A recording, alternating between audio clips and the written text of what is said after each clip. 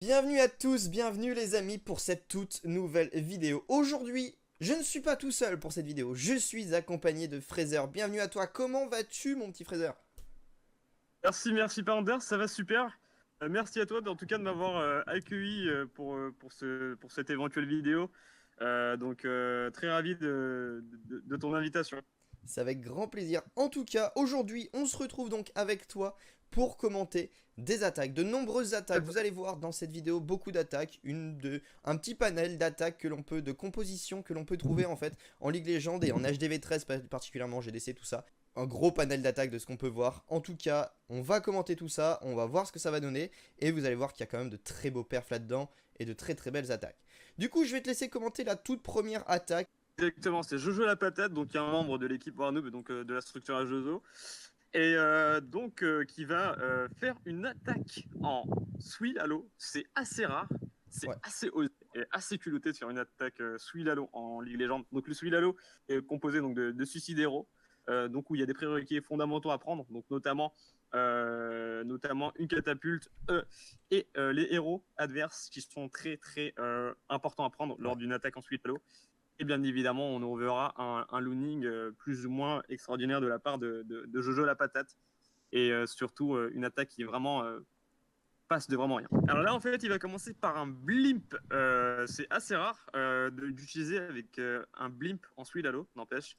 Mais là, il va aller sur un blimp côté compartiment à droite, donc à 5 heures du village. Un blimp qui va essayer d'aller prendre les deux entiers RN et le compartiment Tour de l'Enfer et Tour de Sorcier. Donc l'objectif, c'est Ok. vraiment de privilégier et d'optimiser sa partie 2 d'attaque, donc c'est-à-dire son Laloon. Et donc il va essayer d'enlever cette mono qui va faire mal au Molos, mais qui va pas énormément faire de dégâts au ballon. C'est surtout la multiple qui va être Ouais. enlevée, je pense, je suppose, lors de sa seconde partie d'attaque, avec un looning le plus rapidement possible avec l'aigle.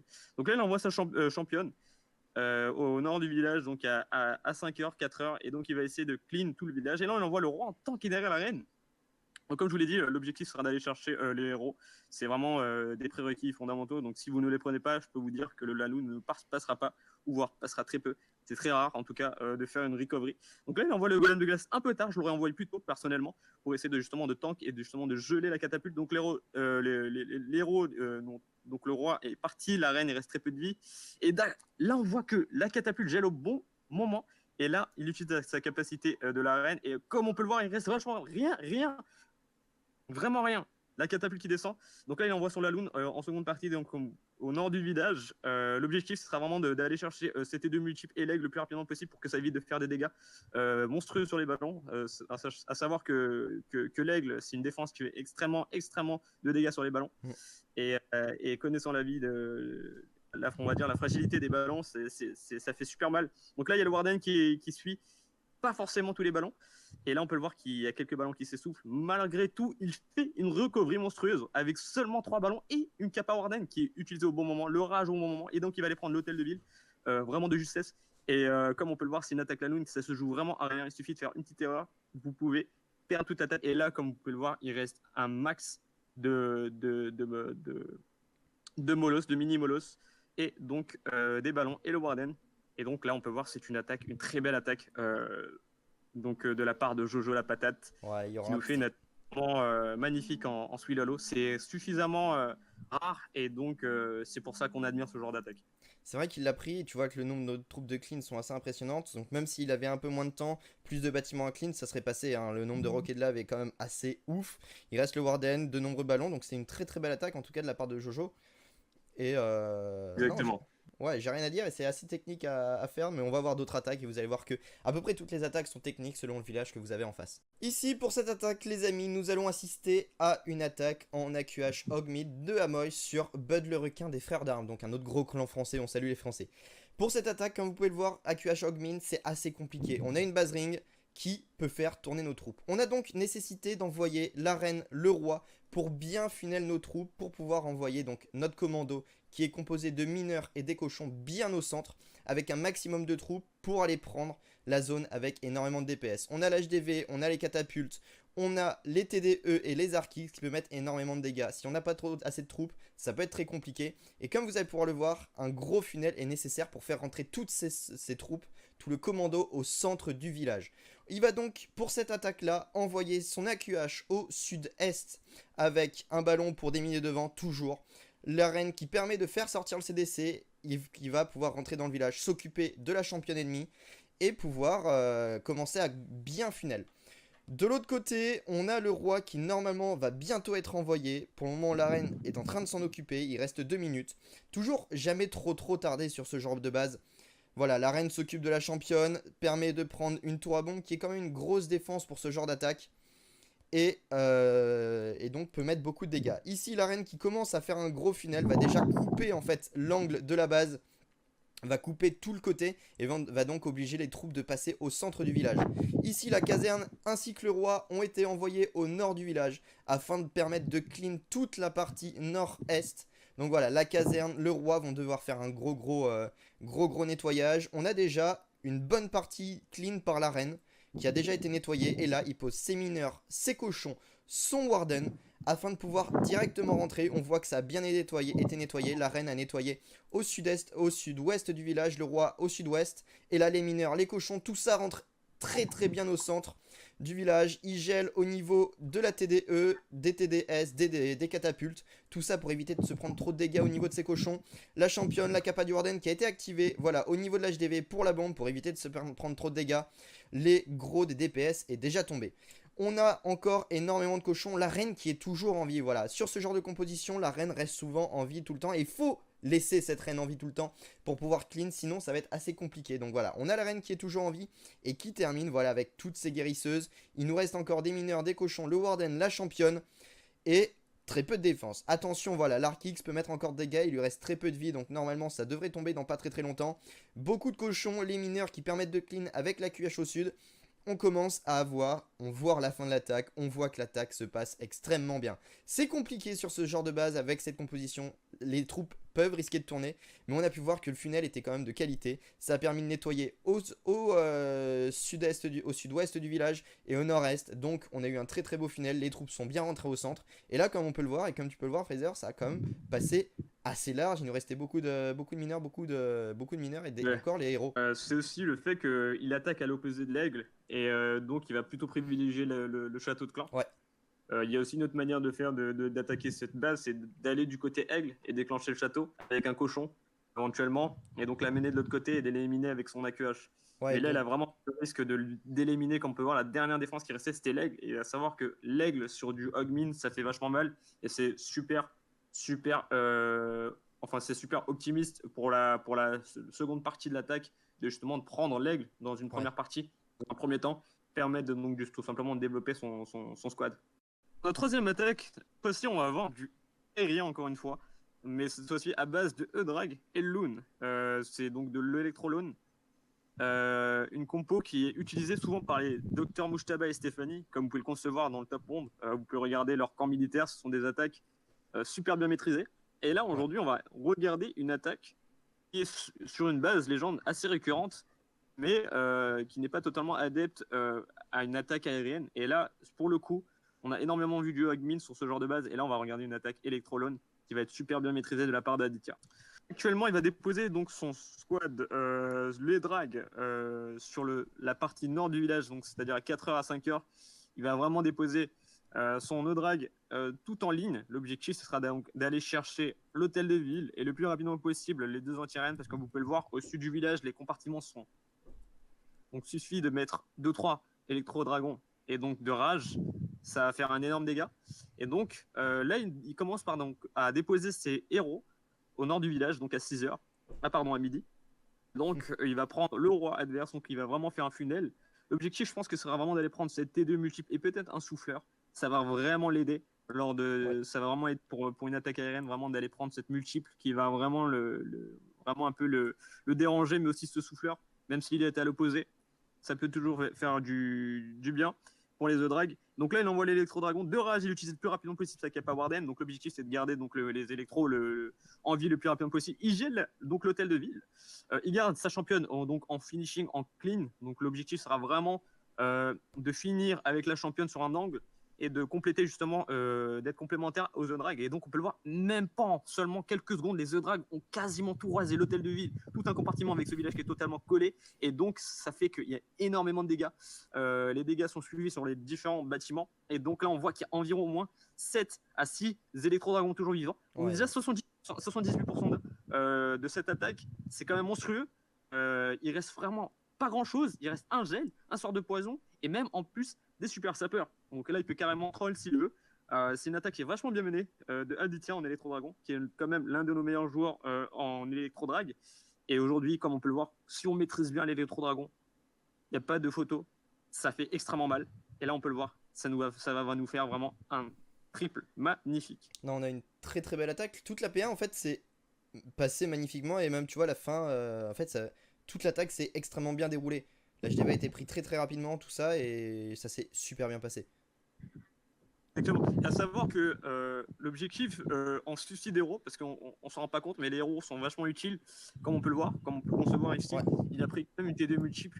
Et ça, une TD multiple, même si ça ne fait pas énormément de dégâts sur les The Drag, ça dérange quand même. Si le funnel est mal fait, les The Drag peuvent tourner. S'il arrive à prendre une catapulte, une TD output, peut-être même une anti-aérienne, ou voire 2 anti-aériennes, eh bien, ça peut privilégier le perf beaucoup plus facilement. Donc vraiment le dispositif des héros dans cette attaque, c'est vachement important. Il faut vraiment le prendre au sérieux et vraiment faire un énorme funnel pour que les électro-dragons se focus vraiment où vous souhaitez pour votre attaque. Pour cette attaque les amis, on se retrouve pour une attaque de Jojo la patate en AQH, en Queen Walk, Lalo.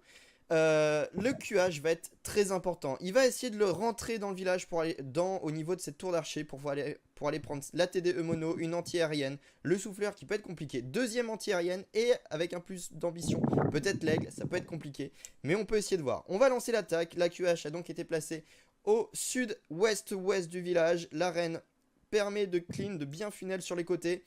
Ça va prendre, on a quelques ballons qui ont été posés, voilà, pour déminer. Le premier sapeur qui a été envoyé pour essayer d'aller ouvrir sur ce compartiment. Malheureusement, voilà, on a la tour d'archer qui a été prise. Les sapeurs ne vont pas ouvrir. On a, attention, la TDE mono qui focus. On a le gel qui a été envoyé sur la reine. Et là, on voit que la reine va rentrer. C'est bon, elle prend la TDE mono, le gel qui va normalement être placé. Non, c'est bon, on n'a pas besoin de gel. La championne qui va normalement pouvoir être prise grâce à la reine dans très peu de temps. Je pense qu'elle va pouvoir faire ça. Elle s'occupe en tout cas du propulseur d'air, encore quelques sapeurs envoyés qui n'arrivent toujours pas à toucher le mur malheureusement. C'est bon, la reine est toujours là. Elle s'occupe de quand même pas mal d'Arc X, donc ça c'est cool. Attention les bombes qui focus les guérisseuses. Et la reine malheureusement elle ressort du village. Et là on peut pouvoir voir qu'il va devoir faire une grosse recovery. Il voulait rentrer dans le village, malheureusement sa reine tourne. Et donc comment est-ce qu'il va pouvoir gérer? En tout cas, la reine permet de faire sortir le CDC. Qu'est-ce qu'on a dans le CDC? Du triple golem de glace qui ralentit beaucoup l'attaque. Là, on voit qu'il est obligé de gel 7 TDE mono. Les golems de glace qui sont toujours là. Et là, il doit devoir envoyer sa championne pour pouvoir aller prendre la TDE. Il va être obligé pour éviter qu'en fait notre reine meure. Grâce à ça, la championne qui a pu utiliser sa capa, qui a pu prendre quelques défenses, va permettre à la reine de nous prendre l'HDV les amis. Et suite à ça, il va pouvoir envoyer ses ballons, ses molos, tout ça au nord du village afin de pouvoir avancer et de faire un maximum de dégâts. Le Warden qui est envoyé derrière afin de protéger les ballons. Le broyeur lui envoyé au nord-nord-est du village. Et là tout cela va avancer. La reine qui continue à faire un taf, qui permet de prendre la reine adverse au sud du village et continue à avancer tranquillement pour aller prendre des Arc X. La capa du Warden a été activée au niveau des ballons qui continue à bien avancer. Malheureusement voilà, on n'a plus de sort de gel qui pourrait être utile voilà, au niveau des aigles d'artilleurs, des catapultes, des choses comme ça. Mais on voit que ça progresse vraiment très très bien. Le broyeur qui fait du taf de ouf, il prend des TDS, des choses comme ça. Il nous reste encore beaucoup de ballons, la catapulte va être prise. Le broyeur qui est toujours en vie. Le broyeur qui est toujours en vie les amis. D'après vous, est-ce qu'on aura le temps de perf les gargouilles qui ont été envoyées un tout petit peu tard. On voit qu'il reste 31 secondes. Les amis, va-t-on pouvoir perf? Est-ce que cette attaque va pouvoir perf? On nous reste beaucoup de bâtiments. 24 secondes. Ça me semble, ça commence à être compliqué. Ça commence vraiment à être compliqué. Tous les ballons sortent qui s'occupent de la dernière défense aérienne. Donc normalement, on n'a plus rien qui pose problème. Il nous reste 14 secondes. Et effectivement, comme vous allez pouvoir le voir, malheureusement, on a eu un fail time. Pourquoi est-ce que nous avons un fail time? Je te laisse le dire, Fraser, mais voilà, on a eu un problème avec des troupes, on est d'accord?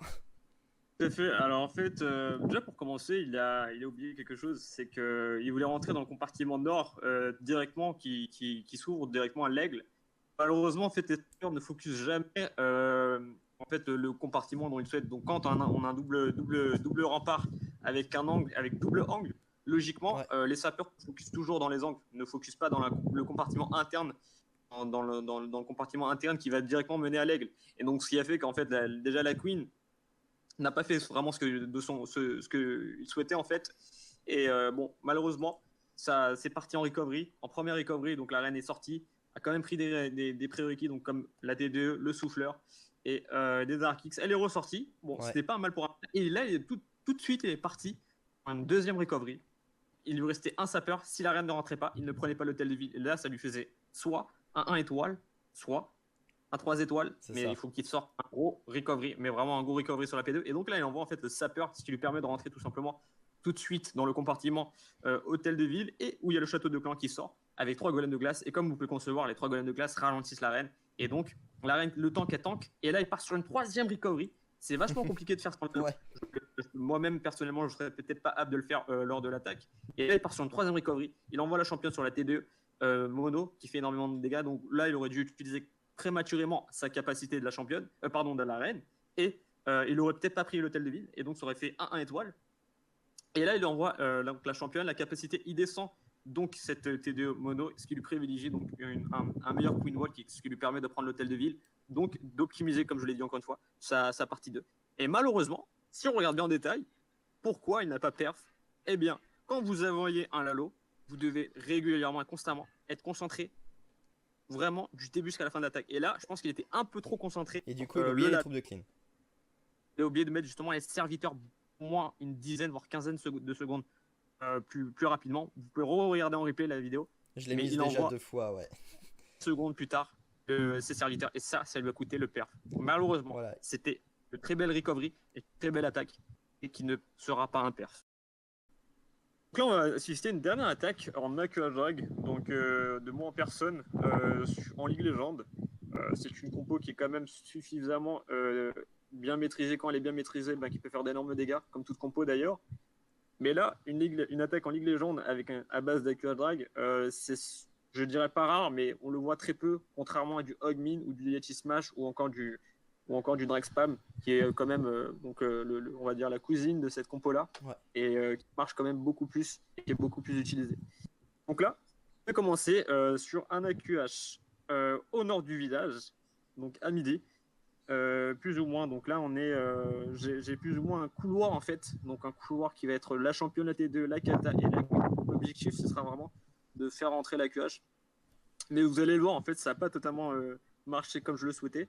Mais au début j'ai pensé que ça allait tourner, mais en fait non. Donc j'ai mis un bébé dragon pour le final, un ballon donc pour aller chercher une mine, donc je les mine un maximum de défense pour vraiment optimiser mon AQH avant d'utiliser n'importe quel jet. Attention, on avait la tour, la bombe du mortier qui pouvait faire énormément de dégâts, donc un fail sapeur. Et là on peut le voir, hein, il y a la T2 qui est en train de focus sur la championne qui a été donc du coup abattue, et donc là on envoie la reine. Et là, on peut le voir, la reine, elle pouvait très bien tourner, mais bon, j'avais calculé la trajectoire de la QH, donc je vais chercher cette T2 mono, je vais faire un maximum de clean, donc on voit tout le couloir qui s'ouvre pour la reine, et qui va donc plus ou moins conduire la trajectoire de la QH tout simplement droit face à la catapulte, et peut-être même l'aigle, vous allez le voir. Là, la reine, souvent, elle ne suit pas quand on le veut, mais là, vraiment, elle a fait quelque chose que je ne le souhaitais pas, et elle a ouvert le compartiment, donc, qui ouvre directement sur l'aigle. Donc là, j'étais pour éviter d'avoir un fail time, j'ai rage la QH.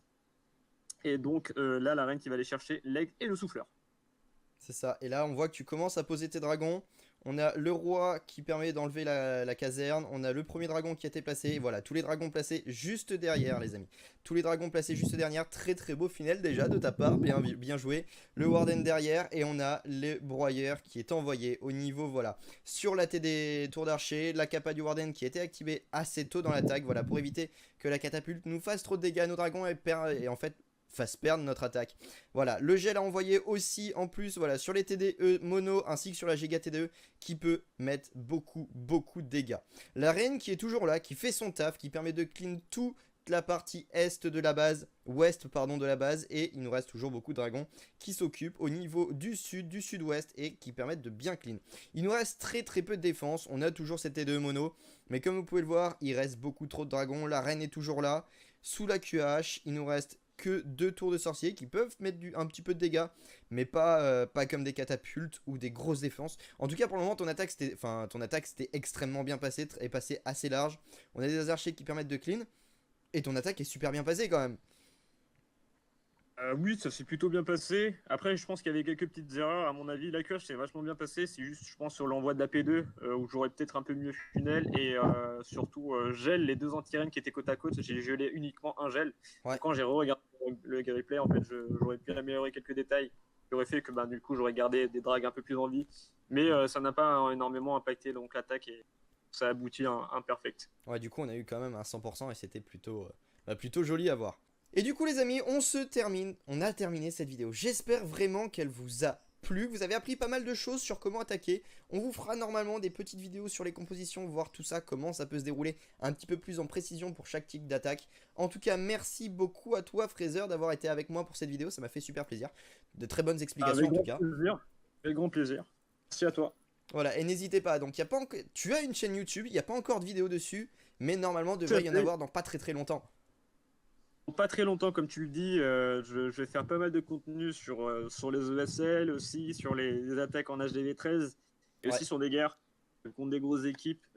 Et donc, je vais vraiment énormément faire de contenu aussi en anglais. Donc, je ferai également du commentaire en anglais et en français sur les prochaines vidéos à venir. Donc, en tout cas, n'hésitez pas à venir à s'abonner à cette chaîne qui est pour la communauté, qui est pour vous et pour donner du contenu sur l'hôtel de ville 13. En tout cas, merci encore une fois à toi d'avoir été là, Fraser, d'avoir été là pour cette vidéo. Et les amis, on se retrouve pour d'autres vidéos qui devraient arriver dans la semaine et d'autres lives. Donc merci à tous d'avoir suivi cette vidéo en entière. Et je vous dis à la prochaine tout le monde. Bye. Merci à tous. Ciao, ciao.